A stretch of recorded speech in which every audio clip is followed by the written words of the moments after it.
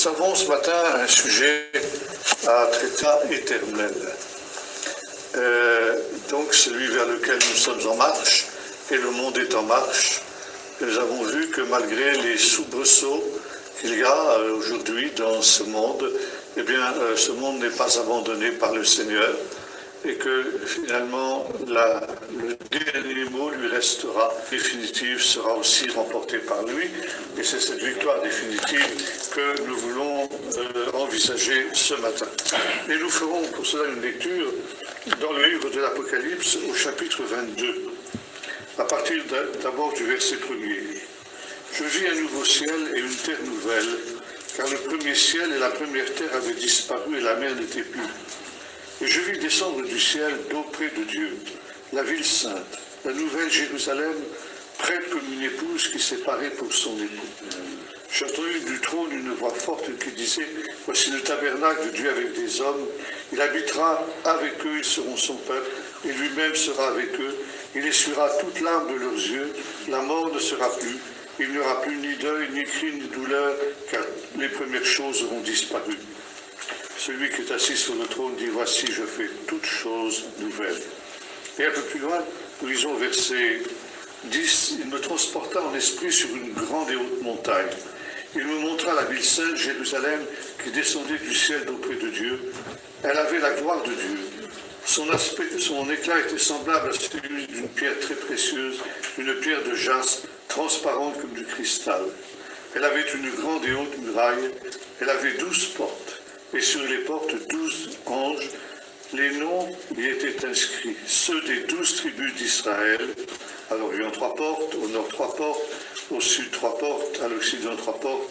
La muraille de la ville avait 12 fondements, et sur eux, les 12 fondements, les 12 noms des apôtres de l'agneau. Verset 18.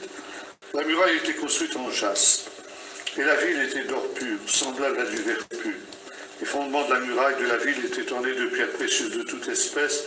Le premier fondement était de jaspe, le second de saphir, le troisième de chalcédoine, le quatrième d'émeraude, le cinquième de sardonyx, le sixième de sardoine, le septième de chrysolite, le huitième de béryl, le neuvième de topaze, le dixième de chrysoprase, le 11e d'hyacinthe, le 12e d'améthyste.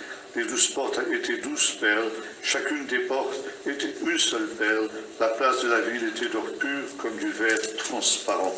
Je ne vis pas de temple, car le Seigneur Dieu lui-même est son temple ainsi que l'agneau. Et la ville n'a besoin ni de soleil ni de lune pour y briller, car la gloire de Dieu l'éclaire et l'agneau est sa lampe. Les nations marcheront à sa lumière et des rois de la terre y apporteront leur gloire. Ces portes ne se fermeront point pendant le jour, il n'y aura plus de nuit, on y apportera la gloire et l'honneur des nations, il n'y entrera rien de souillé, ni personne qui se livre à l'abomination et au mensonge, mais à ceux-là seuls qui sont inscrits dans le livre de vie. Ce texte est absolument intéressant, parce qu'il nous montre ici l'opposition entre Babylone et Jérusalem. Et la tradition juive dit ceci, il n'y a que 2 villes au monde, Jérusalem et Babylone. Et ces 2 villes ne peuvent pas coexister ensemble. Quand l'une existe, l'autre est obligatoirement en ruine. Et de fait, lorsqu'on regarde l'histoire, on constate qu'il en est ainsi. La première Babylone, celle qui est décrite dans le chapitre 11 du livre de la Genèse, lorsqu'elle est détruite, permet à Abraham de sortir de la Babylonie, puisque Ur en Chaldée, c'est pas loin de Babylone, et de se rendre à Jérusalem, qui est la ville où règne Malkisédek, le roi qui est l'image du Messie. Et beaucoup plus tard, David va faire de Jérusalem sa capitale, et de Jérusalem va être créé un empire qui va être extrêmement important et puissant à l'époque de Salomon. Et les historiens nous disent que ça a été rendu possible, tout simplement parce que cette période, Babylone était en ruine. Mais quand Babylone reprend en quelque sorte le dessus et est reconstruite à l'époque de Nebuchadnezzar, et au contraire, Jérusalem s'enfonce dans le déclin moral et spirituel qui nous est décrit dans la Bible. Lorsque il y a ce conflit entre Babylone et Jérusalem, Babylone détruit Jérusalem et déporte ses habitants. 70 ans plus tard, Cyrus détruit Babylone et il permet la reconstruction de Jérusalem. Et puis plus tard, c'est la nouvelle Babylone, Rome, qui elle aussi va détruire Jérusalem, qui aura été reconstruite pendant toute cette période. Et quand nous arrivons dans le livre de l'Apocalypse, nous retrouvons ces deux villes. Au chapitre 17 et 18, nous voyons la grande Babylone, ce grand village mondial qui est en train d'être construit sous nos yeux, mais qui pense être éternel. Il dit, je ne serai jamais détruite, et en une heure, sa destruction apparaît. Et voyez-vous, cette destruction de la grande Babylone, cette destruction de ce monde qui se trouve aujourd'hui marqué par cette révolte contre Dieu, par cette apostasie que nous avons ensemble examinée, eh bien, la destruction de cette Babylone est indispensable pour l'apparition de la nouvelle Jérusalem. Et dans l'Apocalypse, c'est lorsque Babylone est détruite que la nouvelle Jérusalem peut descendre du ciel, et Babylone ne sera plus jamais reconstruite, et Jérusalem ne sera plus jamais détruite. Il est intéressant de noter que Jérusalem en hébreu se dit Yerushalayim. Ça veut dire, c'est un pluriel. Le singulier, ce serait Yerushalem. Or, nous avons Yerushalayim. Ça veut dire, il y a deux Jérusalem. Et ça, quand nous lisons l'Épître aux Galates, nous le savons, Paul nous dit qu'il y a la Jérusalem d'en haut et la Jérusalem d'en bas. Dans l'Épître aux Hébreux, nous retrouvons aussi la même idée. Les patriarches se sont mis en route vers la cité qui a des solides fondements, la Jérusalem céleste. Et la tradition juive nous dit qu'au temps de la fin, la Jérusalem d'en haut descendra pour s'unir avec la Jérusalem d'en bas, pour que les deux n'en fassent plus qu'une seule, selon qu'il est écrit dans le psaume 122, Jérusalem, tu es construite comme une ville dont les deux parties sont réunifiées. Maintenant, il y a quelque chose de très étonnant. Quand nous parlons, justement, quand nous lisons ce texte sur la Nouvelle Jérusalem dans le livre de l'Apocalypse, c'est que la Bible commence dans un jardin, le jardin d'Éden, et s'achève dans une ville. Le Coran est tout à fait différent. Ça commence dans un jardin, aussi comme dans la Bible, et ça se termine aussi dans un jardin. Mais pour la Bible, ça se termine dans une ville. Et la ville, dans la Bible, c'est quelque chose de négatif. Ville se dit en hébreu ir, ce qui vient d'une racine qui signifie maudire. Ça veut dire la ville, c'est l'endroit de la malédiction. Le premier constructeur d'une ville, c'est Caïn, qui construit cette ville après avoir tué son frère Abel. Et il essaye de reconstituer le paradis perdu par cette ville. Et la ville, c'est toujours d'une certaine manière une révolte contre Dieu. Et il est donc tout à fait étonnant de noter que l'état éternel est représenté sous la forme d'une ville. La ville, c'est quelque chose qui vient des hommes et logiquement qui ne vient pas de Dieu. Alors pourquoi ce paradoxe étonnant? Eh bien, tout simplement parce que Dieu fait avec les hommes. L'histoire, c'est une combinaison entre la volonté de Dieu et la volonté des hommes. Dieu est celui qui donne à chaque être humain et à l'humanité tout entière un immense espace de liberté. Et Dieu respecte les choix que nous pouvons faire.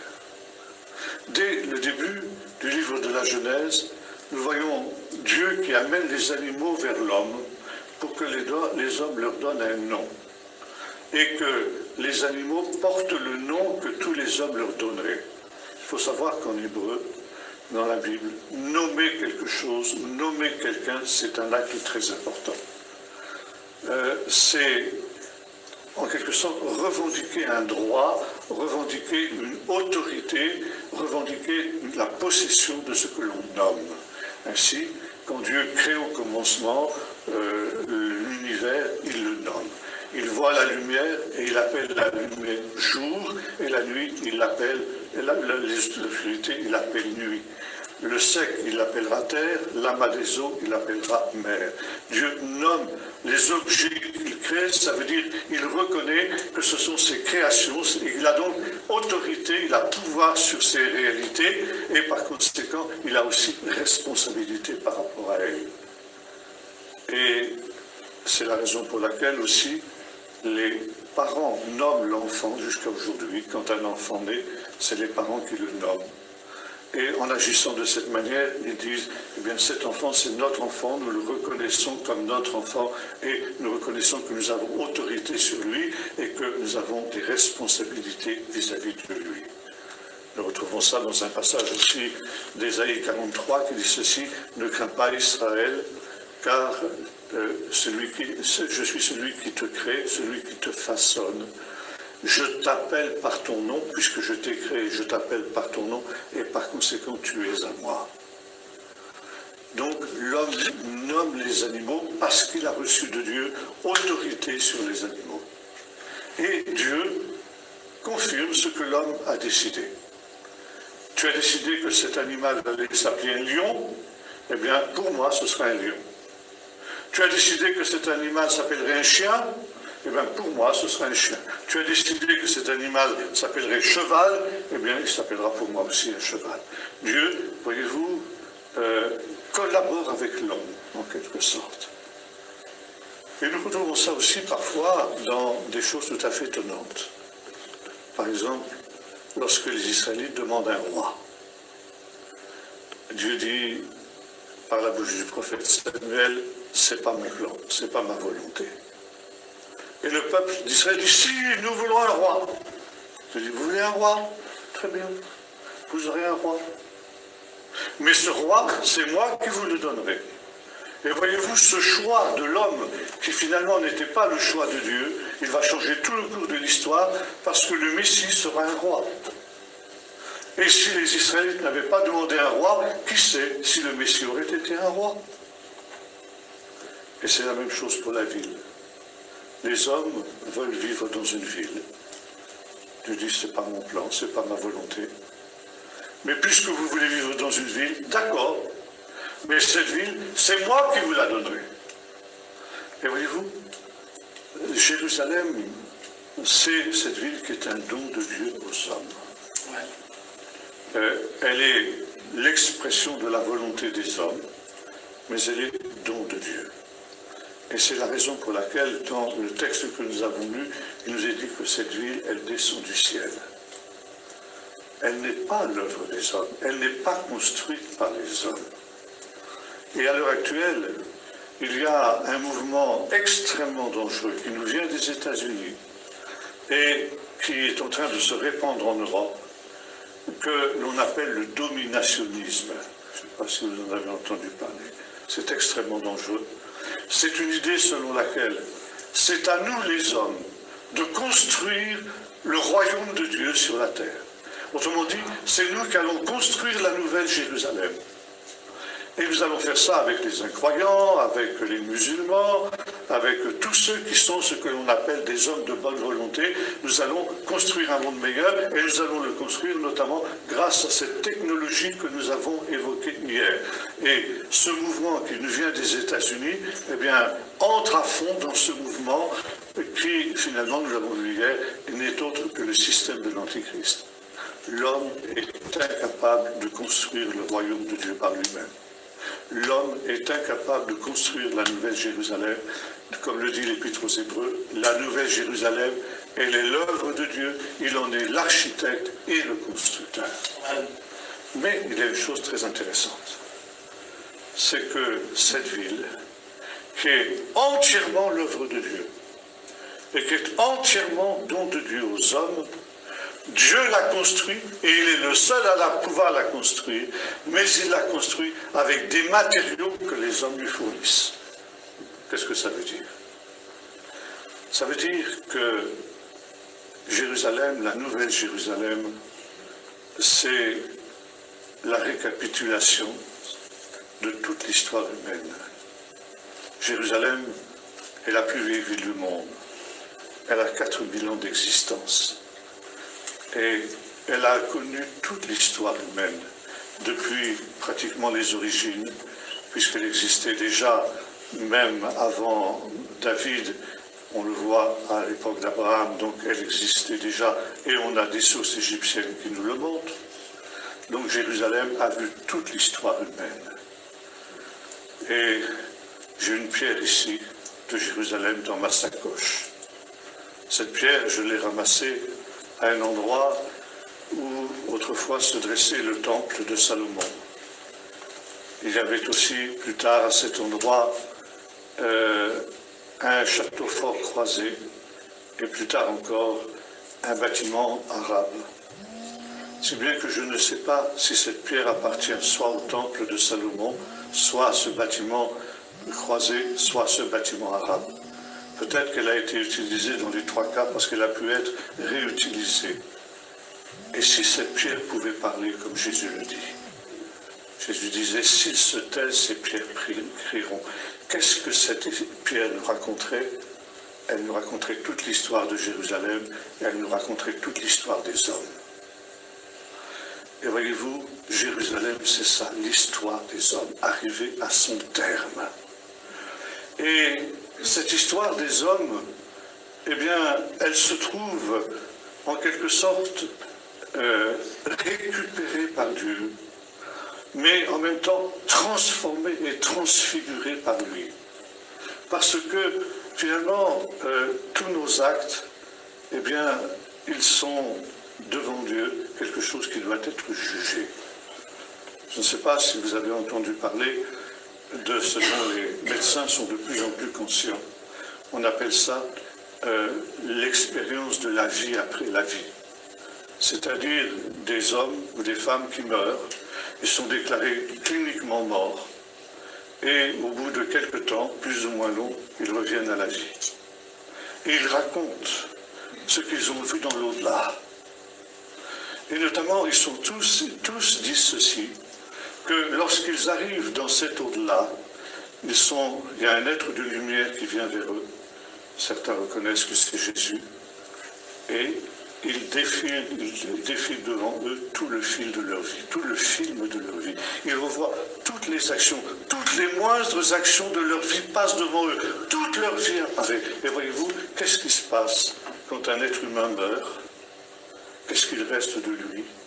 Une histoire. Son histoire, ce qu'il a vécu sur la terre.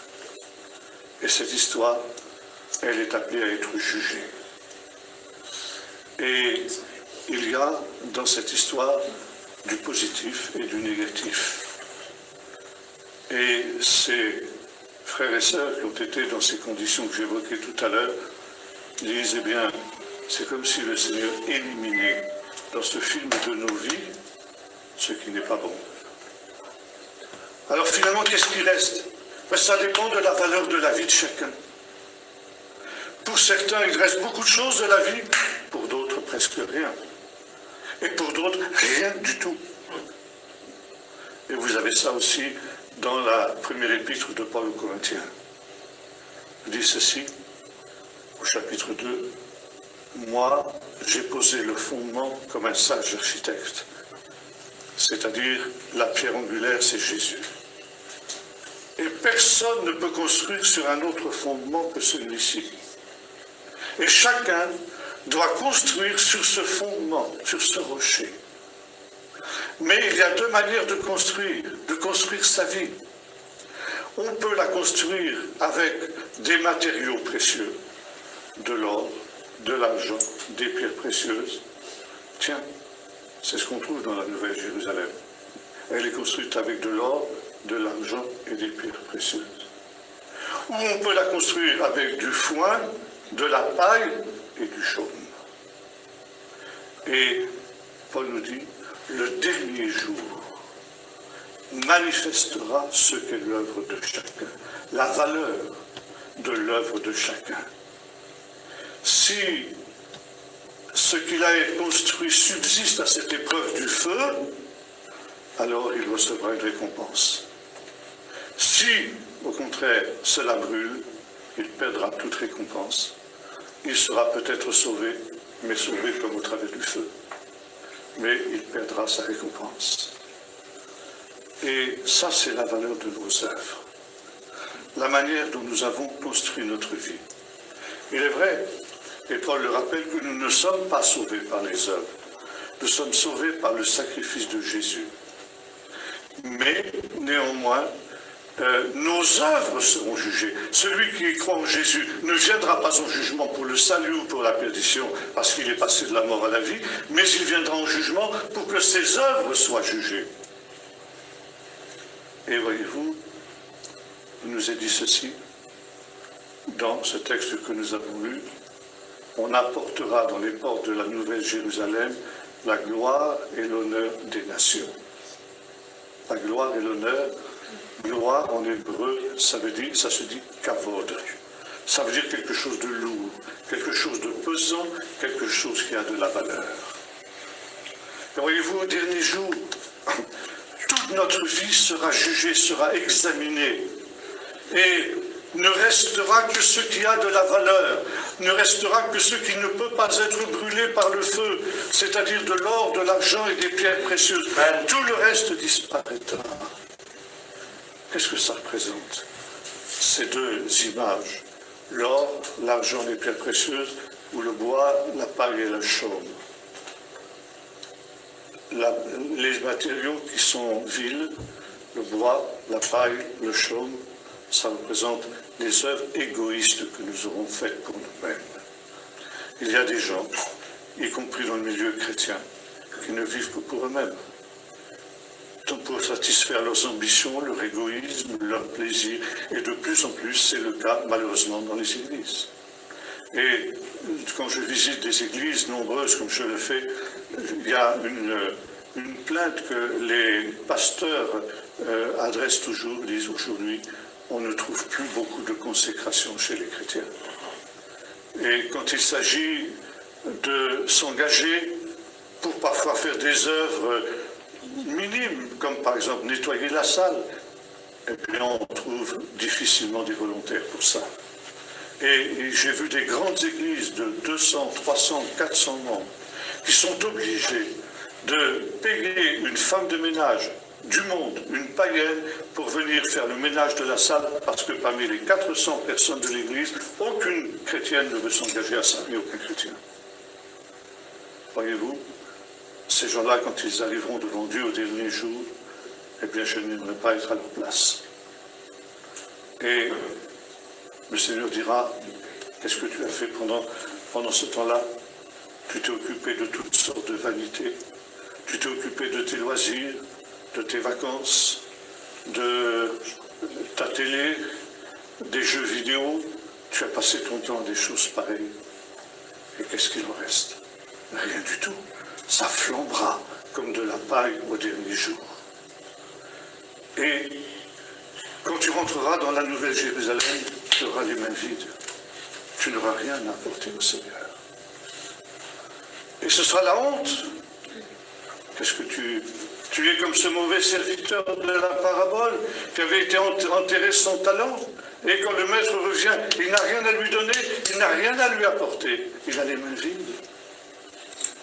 Par contre, celui qui aura consacré sa vie au Seigneur, qui aura vécu non pas pour lui-même, qui aura vécu non pas égoïstement pour satisfaire tout ce qui était ses désirs charnels, eh bien, celui-là entrera dans Jérusalem avec de l'or, de l'argent et des pierres précieuses qu'il pourra présenter au Seigneur, et ce sera sa gloire.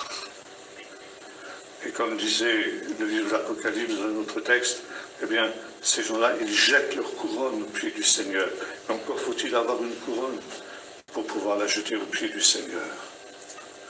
Et là, vous voyez, il y a quelque chose d'extrêmement important que nous devons comprendre. C'est que qu'est-ce que c'est justement que cet or, cet argent, ces pierres précieuses?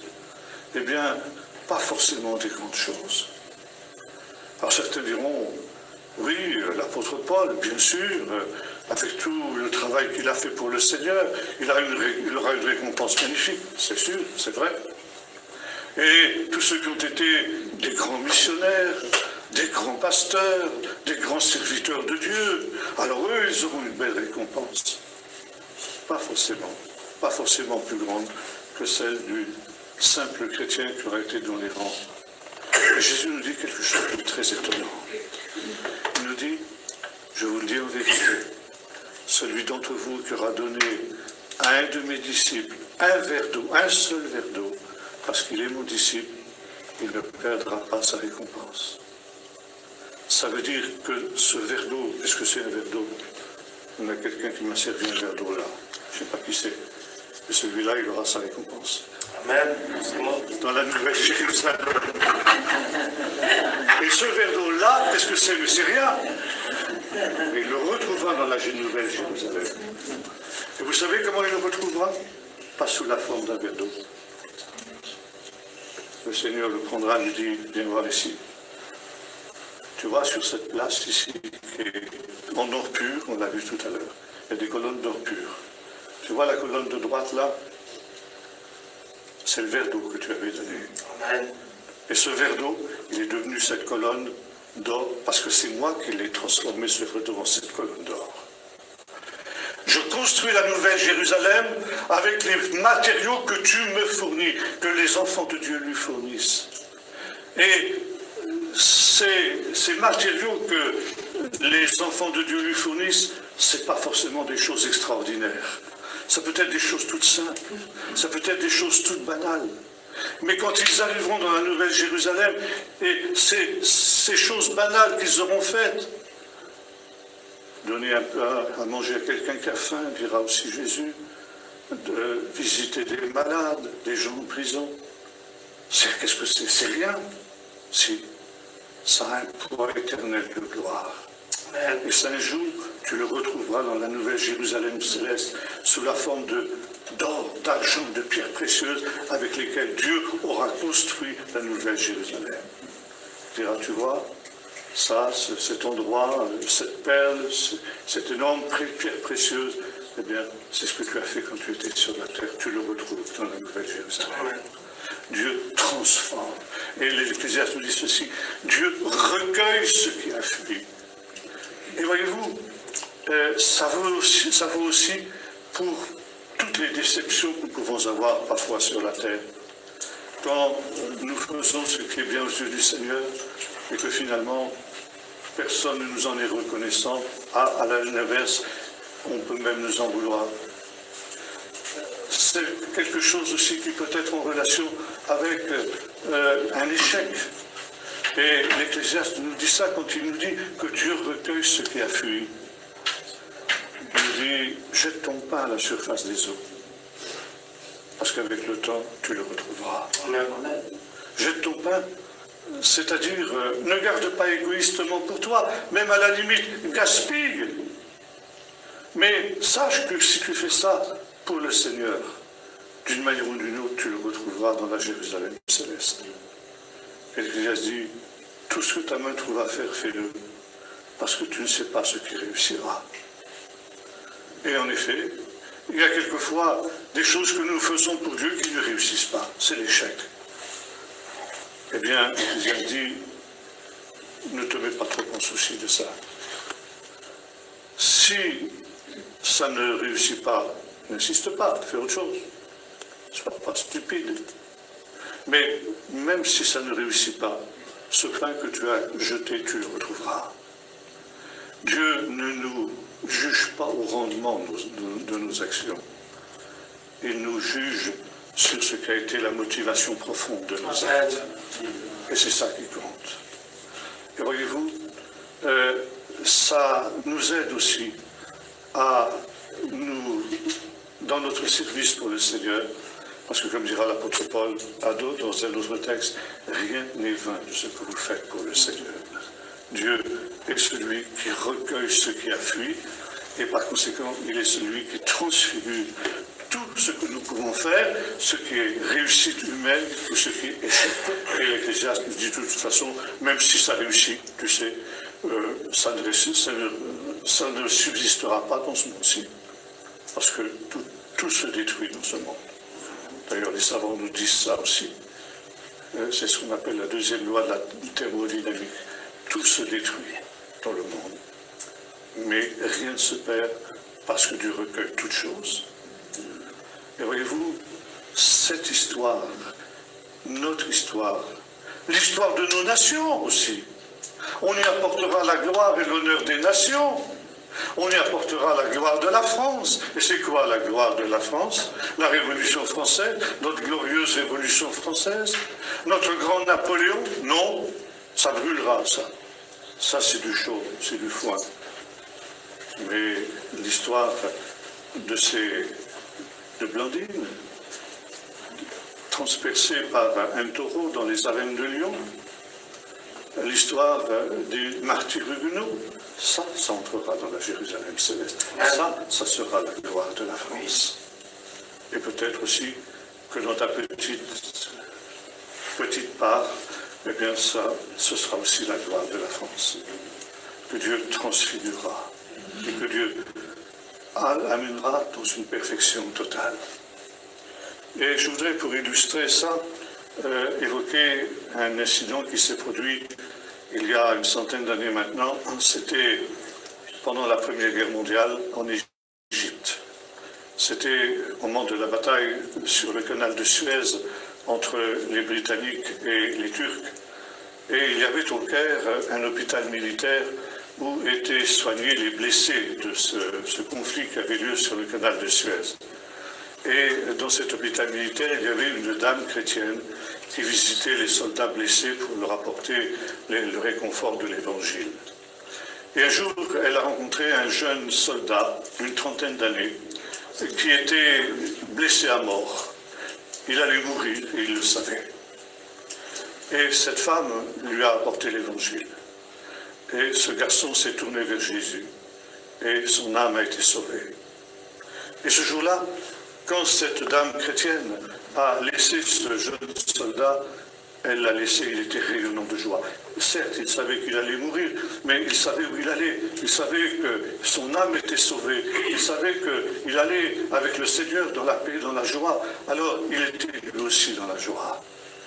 Et quelques jours après, cette femme est retournée à l'hôpital pour voir où il en était, ce jeune soldat.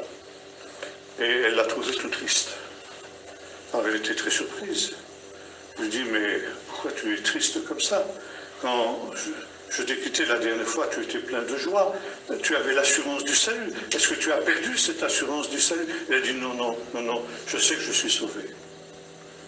Mais je suis triste. Parce que j'aurais voulu vivre encore quelques années. Pas pour moi, mais pour pouvoir servir le Seigneur pendant ces quelques années. Amen. Et pour pouvoir lui apporter quelque chose quand je vais rentrer devant lui. Et là, je me rends compte que toute ma vie, j'ai 30 ans, toute ma vie a été gâchée, toute ma vie a été vaine. Toute ma vie, je l'ai passée égoïstement pour moi-même, pour chercher mes plaisirs et pour ces choses-là. Et maintenant que je vais rentrer dans la Jérusalem céleste, je vais rentrer les mains vides. Rien à apporter au Seigneur.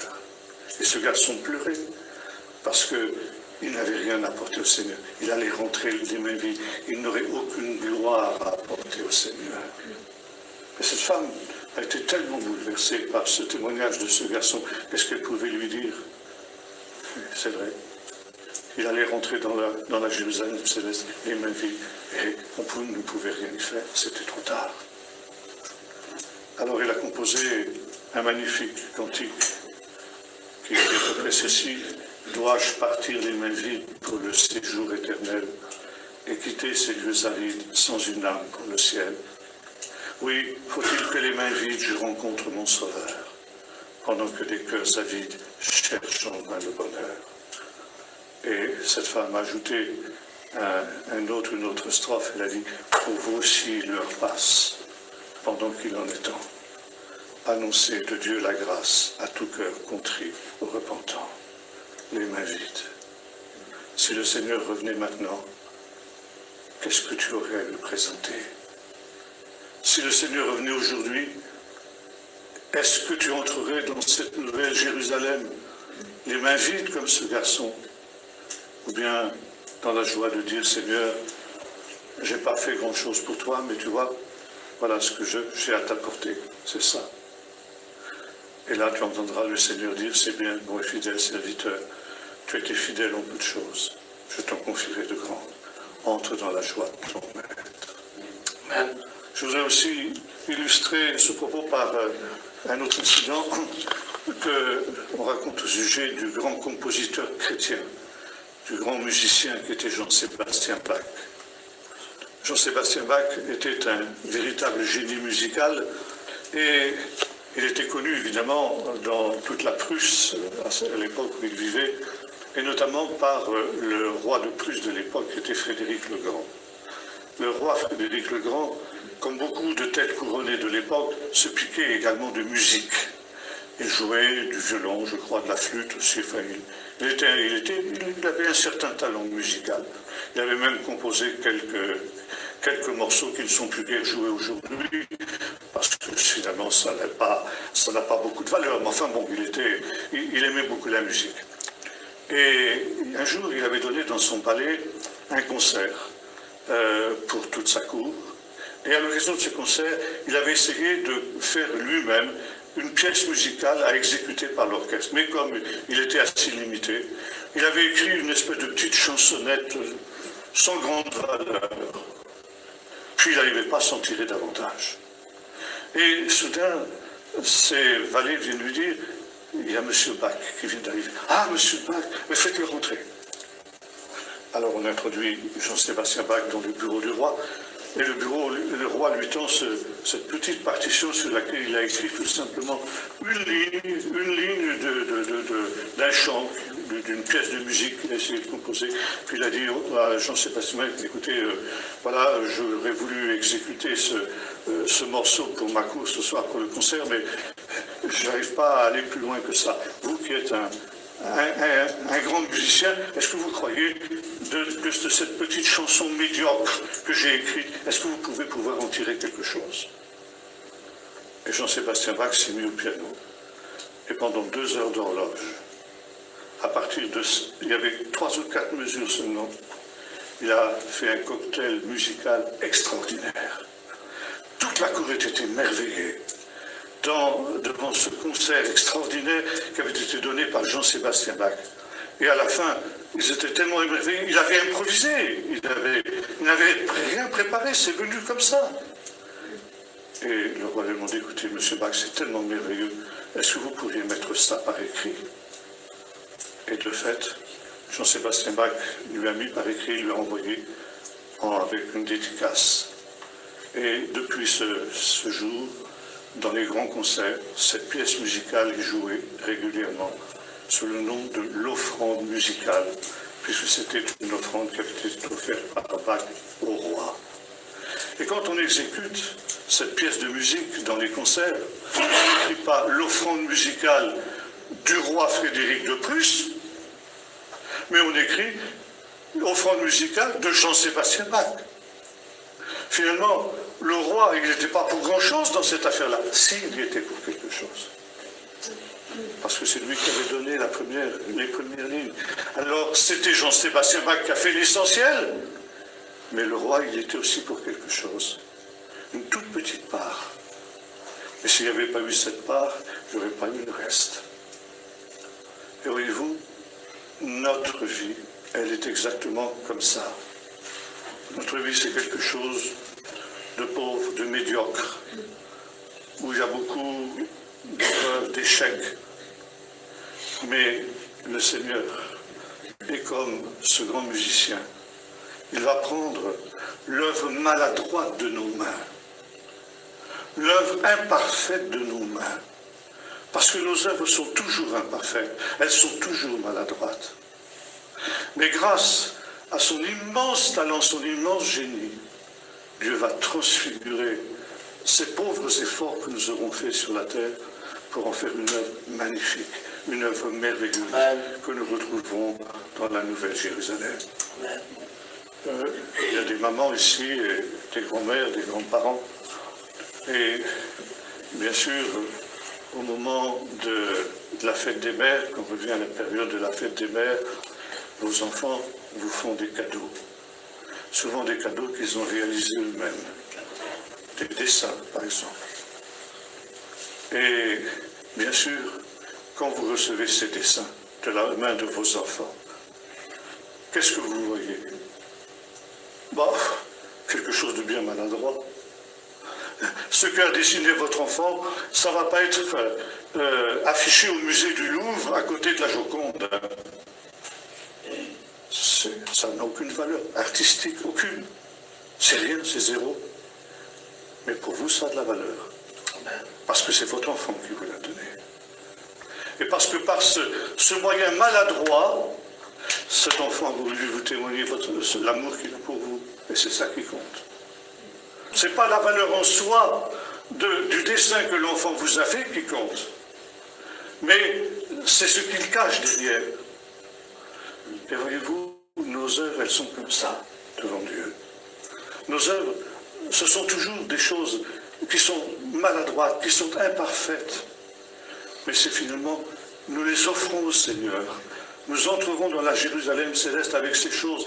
Comme l'enfant apporte ce dessin à sa mère le jour de la fête des mères, il dit « Tiens maman », et il l'embrasse parce que justement, c'était un témoignage de son amour. Et pour la maman, c'est plus beau que si c'était le tableau de la Joconde elle-même.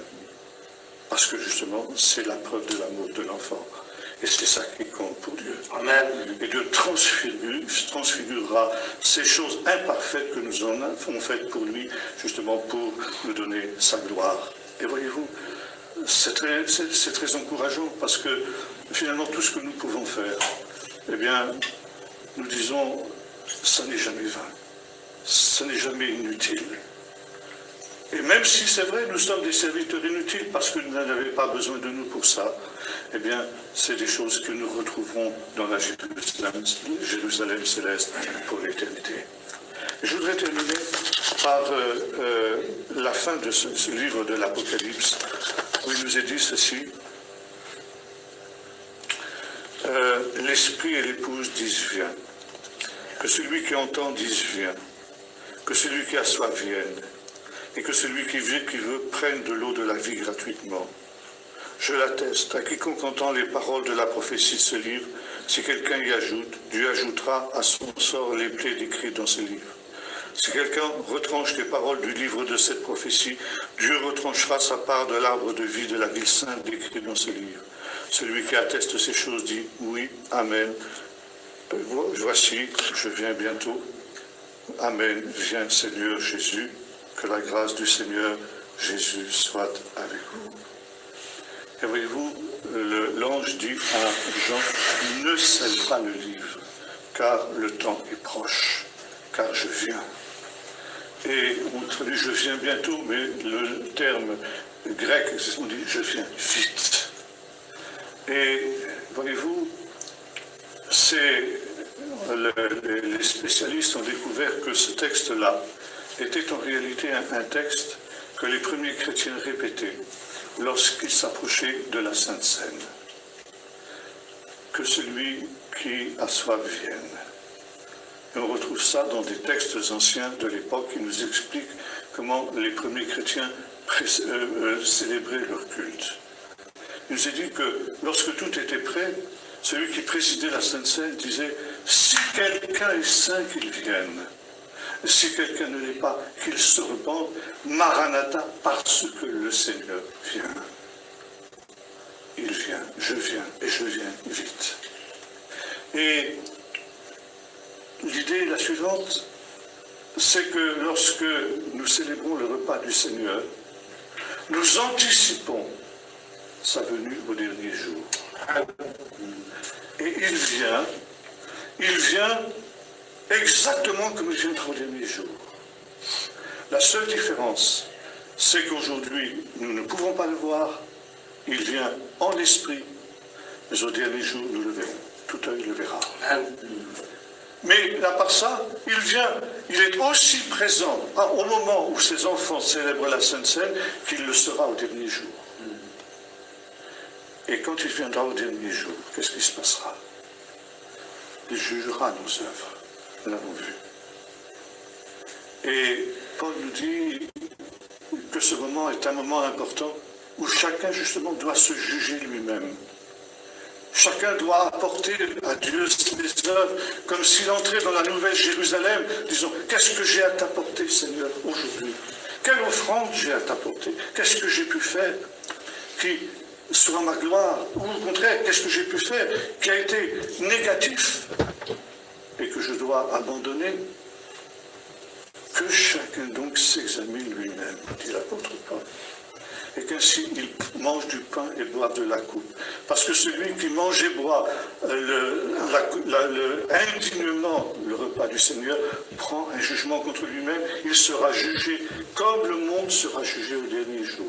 Et c'est pour ça, dit Paul, qu'il y a beaucoup d'infirmiers de malades parmi vous, et certains meurent avant leur temps.